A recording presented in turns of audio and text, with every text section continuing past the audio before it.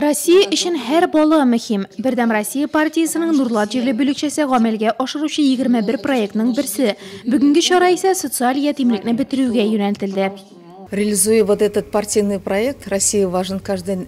Әлеге партия проектын тормышка ашырып, без тәрбиягә бала алган барлык гаиләләрне, балаларны берләштерәбез. Бергәләп алырга ярдәм итәргә телибез. Алар бер нәрсәгә дә мохтаҗ булмасыннар иде.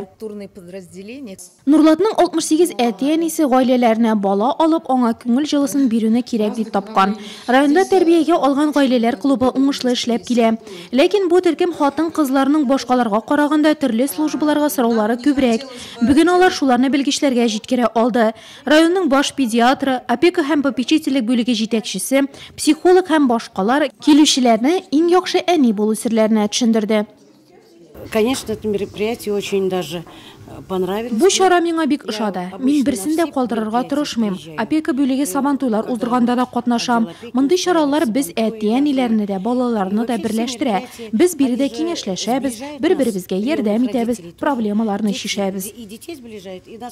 Әниләре түгәрәк стәл артында аралашкан чакта Людмиланың тәрбиягә алган 2 баласы шундый гаиләләрдә тәрбияләнүче башка кыз малайлар белән бергә спорт ярышларында катнашты, флешмоб уздырды. Чара азагында барысында шәй табаны көтеп торды. Монда инде әниләрнең һәр берсе үзенең иң яхшы әни икәнен исбатларга тырышып, тәм-томнар пешереп килгән иде.